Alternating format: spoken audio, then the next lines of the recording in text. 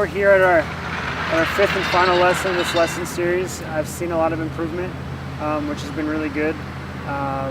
Driving obviously a little bit more consistent, which is what you wanted. Pitching is doing a lot better. You've even told me that putting is starting to kind of turn around, not seeing as many 3-putts out there, which is awesome. We worked on, a little bit of things on the range a little while ago, got a little bit of kinks out. So now I want to kind of see everything that we've worked on and play on the course. And while we're out here, I'm not going to say a whole lot. I want to hear what you're thinking. So normally what you would think, in your head when you're playing around, I want you to say out loud. I'm going to listen to it. If it's what you should be saying, then I'm not going to say much. But if I think you should be doing something different, then I'll chime in and we'll kind of go over it. But so yeah, I want to, as we go throughout this 9 holes, I just kind of want to hear what you're thinking. And if there's something I need to change, we'll change it. But other than that, let's see what we can do. Okay. Sounds good. Yeah. So for this par 5 here, what I'm thinking is I want to hit about a 5-yard cut. I want to start it at that green tree just right of center, and then have it move about 5 yards to the right and land it where that orange tree is. And then with the natural slope of the fairway, it'll bring it a little back to the left. And kind of a swing thought here. I'm just going to think about keeping my head a little closer to the ground and holding off my wrist just a little bit. Perfect.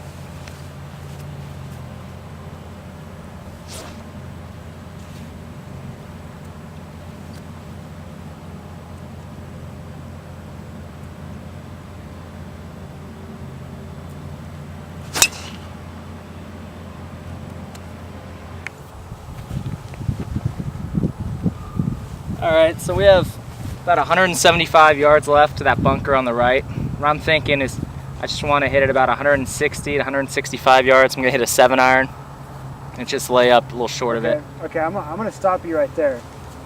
That's a good game plan, but in this situation we don't have a whole lot of trouble. Everything over that bunker that you just said was 175 yards is grass. And we're on a par 5, right? So why don't we take a little more aggressive line here and take something that can kind of get us in that zone to pitch on the green. Since we've become so consistent with our pitching, I think that's the spot that we need to put ourselves in to give us a better chance at birdie. Would you agree? Yeah, actually I don't mind. I didn't think about that play before, now that you say that. Well, let's try it. Let's try it. Yeah.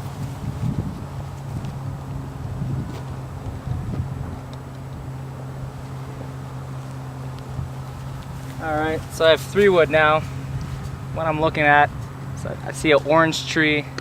It's just off to the distance and it's about 5 yards left of the bunker. So I'm looking to aim it at the orange tree there and hit about a 5-yard draw. And that 5-yard draw should get me just short of the green where I can chip it on, or if I flush it, I'll be on the green putting. Okay, alright, let's see it. Let's see it.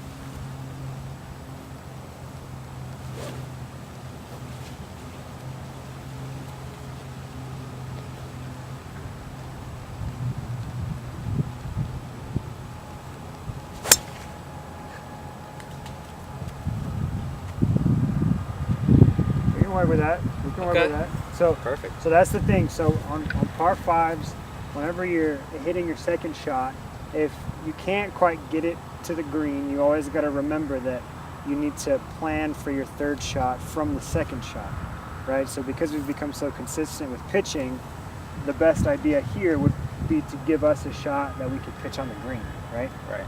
If you feel comfortable, later on down the road with hitting a 100-yard shot or a 125-yard shot, you need to do the math and calculate what you need to hit to get to that number. That way your third shot's a little bit easier and the chance of birdie is going to become more great.